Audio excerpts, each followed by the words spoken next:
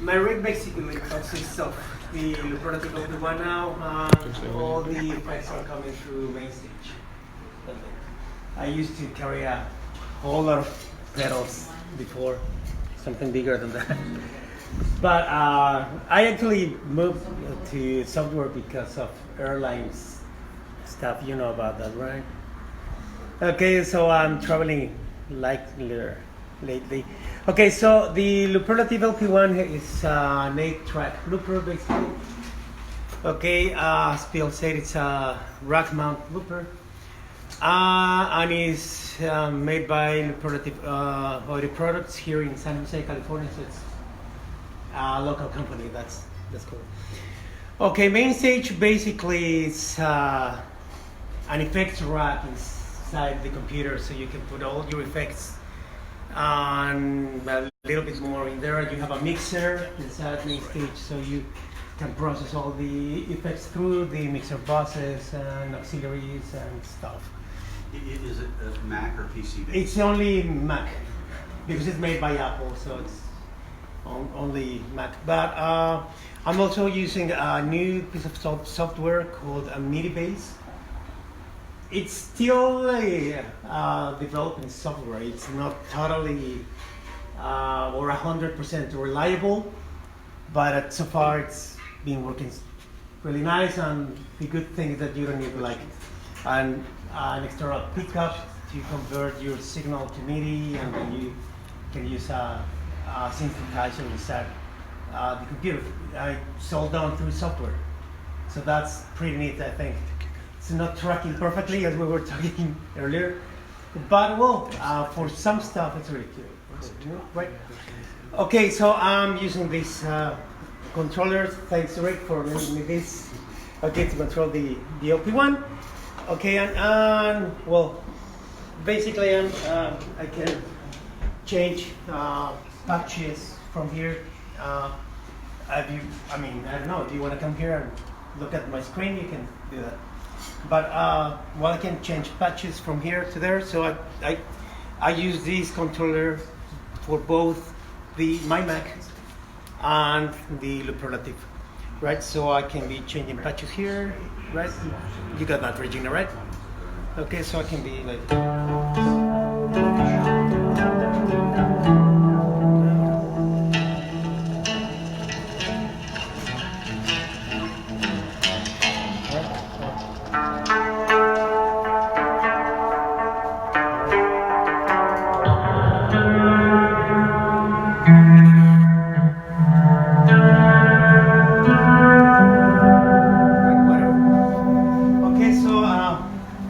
I use these buttons to change patches, and all the rest of the buttons are for the LP1 functions, right? Each band different things on the Looperlative, and well, let's do something. Okay, maybe we can try to. And what is supposed to be changing over here when you're punching the buttons? Just in the ad-lib software right now, there? patches. Yeah. See? My patch list over there. Right, okay, yeah, it loads the different patches. Okay, and if you see the expression pedal over there, Yep. it's also moving. Right? So that's a whammy.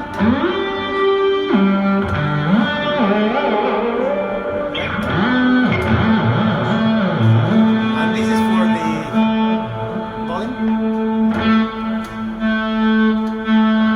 Right? Okay, Do you feel a latency when you play like this?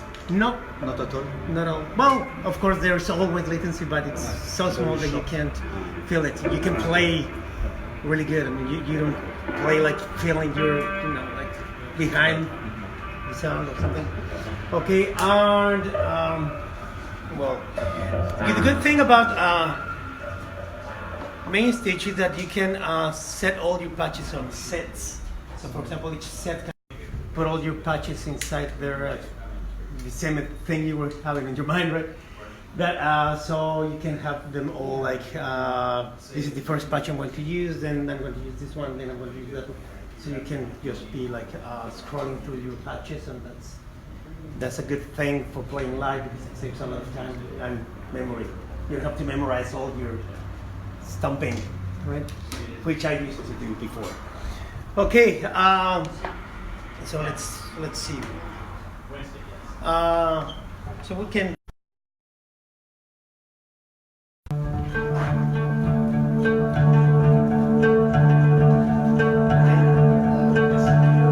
Okay, so probably have your basic functions.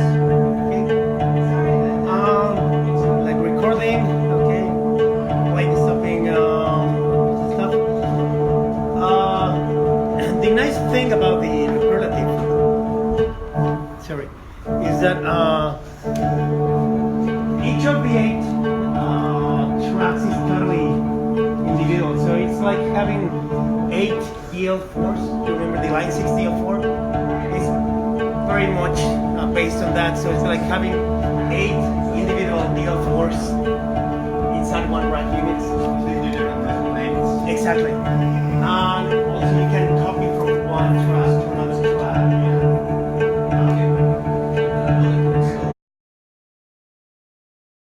Layer tracks on each one, like Exactly. 3 on the first ones. Yeah. Exactly. Yeah. So you can only Doesn't those. diminish too much Yeah. at a time. Yeah, but you'd think that you can do like different stuff. Like for example, different track and do some stuff on the new track and still keep the original track. Alright. So you can go back to the original track. So that's pretty neat because it's hard. you don't lose that look. Okay. So for example, let's copy that to. Okay, you can see there on where it says band 2.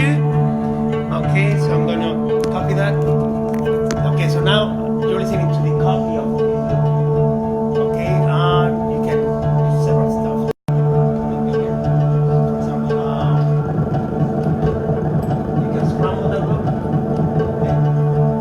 But you can unscramble the loop. You can go back to the original loops, which is really neat. Because sometimes when you apply that kind of text, you lose everything, right? So you don't need to do that here. Okay. Okay, so you can have like a fast scramble or a medium scramble or a low scramble. Okay. Okay. And you can adjust the feedback of the loop also. So you can decrement the loop in by 10% each time or whatever. Okay, so that's also really cool. Okay. Of course, you can also play it like half. Right? Or reverse it. Thank you, Ricky. Yeah, I can't hear you at all. Okay.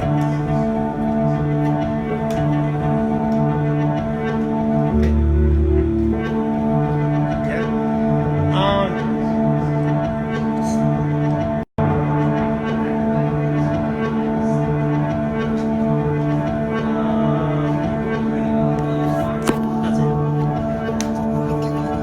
That's it, Rick. I gotta get over here. My rig's over here. Yeah, okay.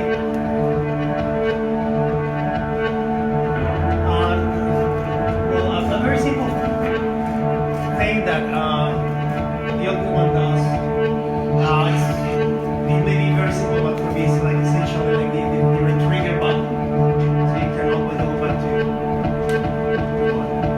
Is that for me or Bill? For Bill, Okay. can you read us? Okay. 1, 2, 3. There. Okay. Great. Okay. So the retrigger button for me is like very important, especially when I play with bass, because we don't sing through MIDI. We play singing by ears alone. So with the retrigger button, I have the ability to be always, like sync with her. Because if we get a little unsync, then I press the retrigger and go back to the beginning of the loop, so we're always on time. But also, I can just think of stuff like this. Okay, let me go back here. Yeah, tune the volume of your loop down just a little bit. So. Okay, yeah.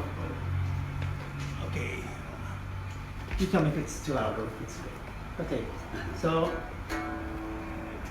Yeah, you think okay. That was too full. Yeah, okay. Okay, here, something here. Okay. Let's say, for example, this.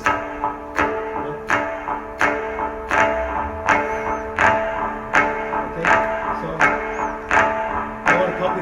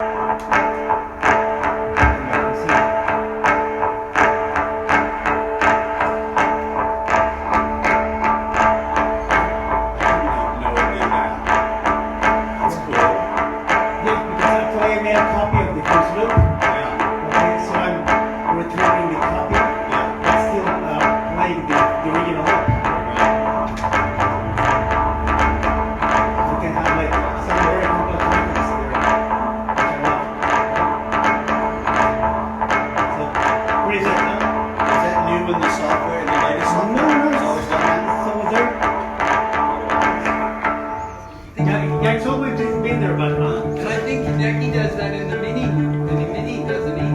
Don't know. Yeah, I think I've heard Hideki do something similar. maybe because he was That's true. working with Rhythm, so that may be, yeah.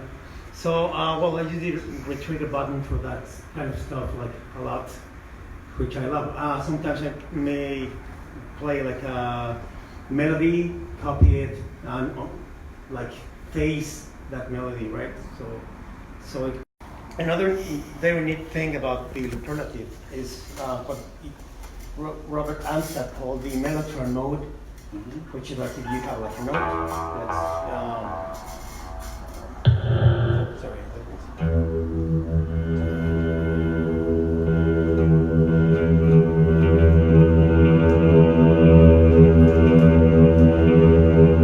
You can change the pitch of that note.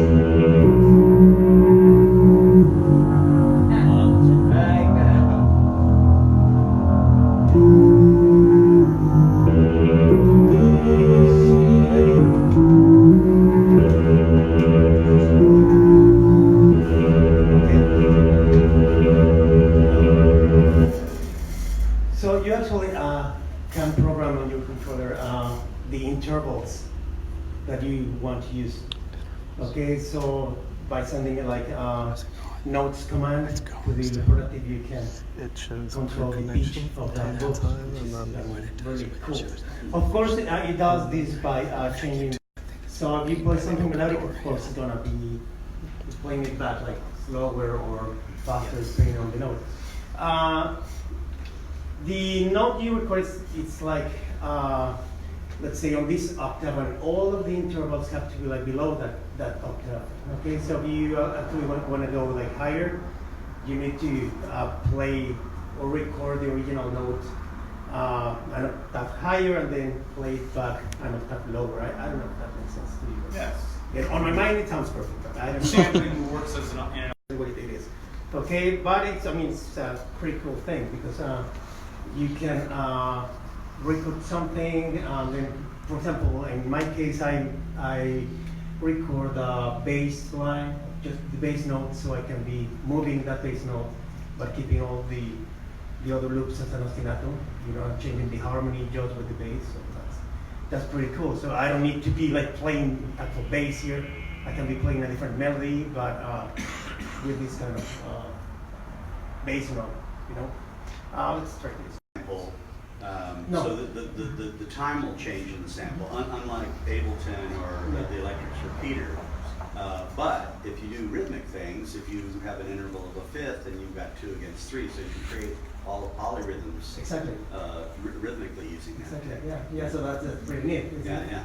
Yeah, because sometimes you get unexpected results, but that's the good thing about it. That you know what's going to come out of it, so you're like improvising with it. That's fun. Okay. Just have Katie record it on your phone, just in case it goes out. Do you want her to record yours on your phone? Just a straight video recording. Do a record his demo on his phone as a video, just in case the Facebook call goes out. And then I'll just have you record mine on my other phone as a video.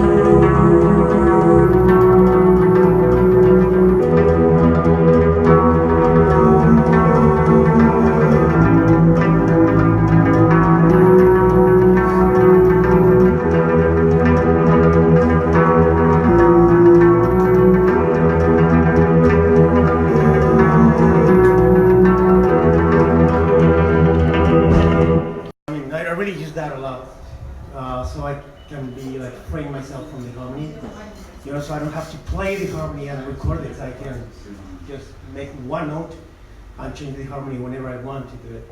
Okay, so that's pretty neat. Okay, another thing that Bob have just implemented the new software. It's like unlimited undos.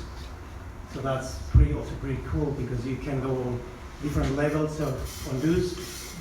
He's working on available, but he's working on that. But it's pretty cool to have multiple undos because you can have different layers and start disappearing those layers, which is also like kind of neat. Okay, now another thing that is also on the new software is what he calls the song structure, that you can record different loops and assign those loops to a section of a song. For example, all these loops are going to be like section 1 sections, which is also like pretty cool. You don't have to stop all of them and put play on the second one. It's like you only press play and it immediately stops some of them and plays the other ones. Sometimes I do that just with groups because also the Looperlative lets you assign individual loops to groups. Okay, so let's say that for example you assign loop number 1 and loop number 2 to a group, and you have the rest of the loops on stop. The moment you press the play button, it's going to stop the group that is playing and vice versa, right? So it's also like very friendly in that way.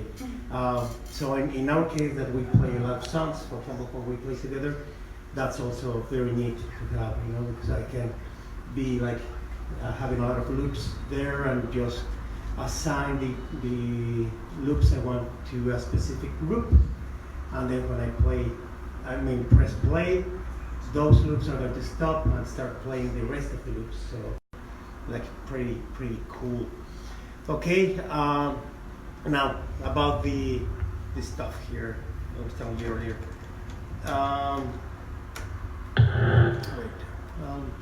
Okay, this is the mid bass assigned inside the main stage.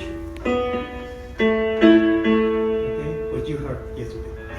Okay, so actually this is this new software. I don't have a MIDI pickup on this bass. Everything is done through softwares, which I think is pretty cool. Okay, so the tracking is not perfect for percussion sounds. Okay, but for some stuff it's like creating it, right? But it lets you do some crazy ones.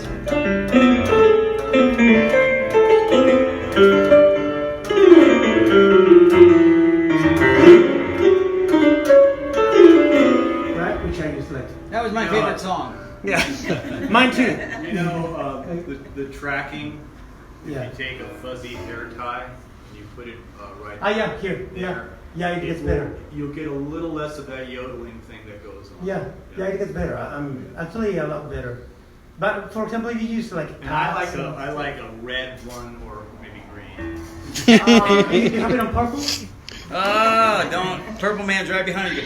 Yeah, I Taking know. the purple name in vain. Yeah, but again, for example, for bad stuff and that it works Is perfect. it polyphonic?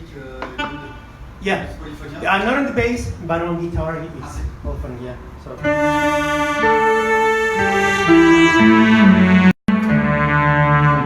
So for this kind of thing, it's perfect, right?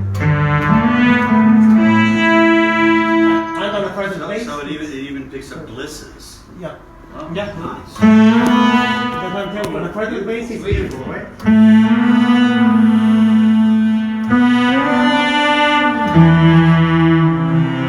Has an effect inside the main stage, or is it separate? It's a separate BST software. or- It's like a BST. It works as a standalone Mhm. or as a BST. What's it called? It's called MIDI guitar or MIDI bass. Oh, wow. It's made by a company called Jam Origin. Oh yeah. So you can I know. look for that. For anything legato, Yeah. it totally works. Yeah, it totally works. And I mean, if it works on the bass, it works wonders on guitar, Mhm. right? Because as we were talking earlier, Yeah. the tracking on, well, usually because of the tracking of the bass strings is I'm usually sorry. very good. I'm thinking about old MIDI guitars. Yeah. I haven't used it in a long time. Try it. I mean, again, it's not perfect, but it's very good. I mean, Yeah. considering it's only software. With a dedicated pickup. Yes. Really, you know, in the history of looping, the way programs fail has created all kinds of new performance techniques and new kinds of sounds. So, Yeah. sometimes I find that fascinating. Is like, no, it doesn't work great, but you can make it work in a way that's Exactly. you can Musical. use creatively and musical. Yeah, and musical, which is, So- well, at least for me, is more important, right? I mean, it's a $100 thing, so it's not really that expensive. I mean, if you consider the external MIDI pick module, well, it's going to be a lot more money. So for $100, not that bad, right? And if it doesn't work perfectly, well, it's not like a $500 inversion, you know. Okay, so basically that's what it is, and if you want to look at my screen again, all the buttons on main stage are assigned to a specific bank inside the controller. So I have like a visual guide of everything I'm doing. I'm really cheap at memorizing what each button is doing. So if I take a glimpse on my screen, it says exactly what this button is supposed to do. Right? So track. yeah. So I don't have to memorize like, okay, bank 3 is this or bank 2 is doing that. Okay, so I can be looking at that. And also for the Mellotron mode, I have like some pads inside there that is telling me the interval of each of the buttons, so I don't have to memorize all this. So that's, for me, it's like different functions to the expression pedals, and I also have like a visual guidance of the output or input of the signal, which is also good. Okay, because if it's Did you do anything with the double speed, half speed, and reverse where you're ganging the techniques?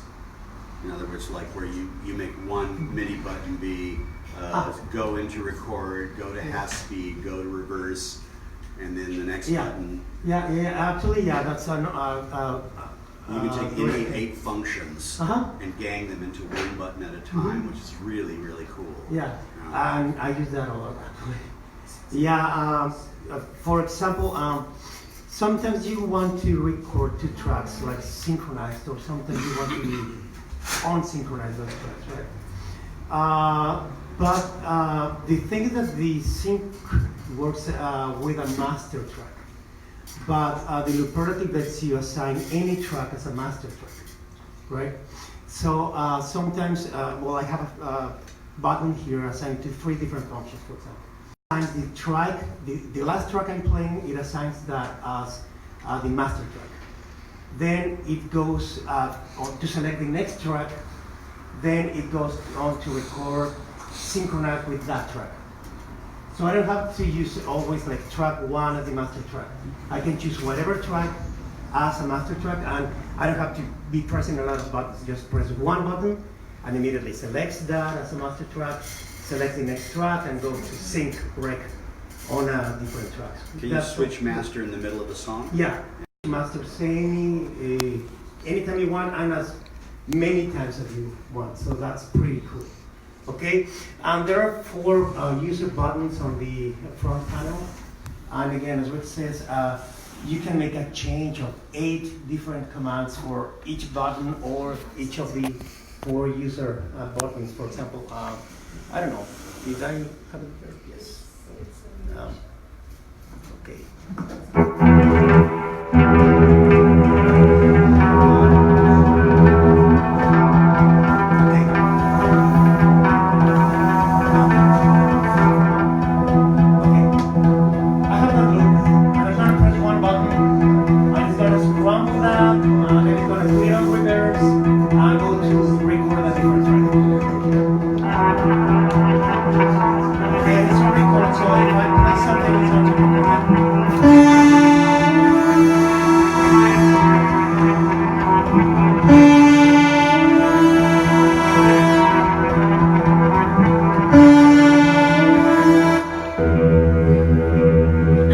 Sorry.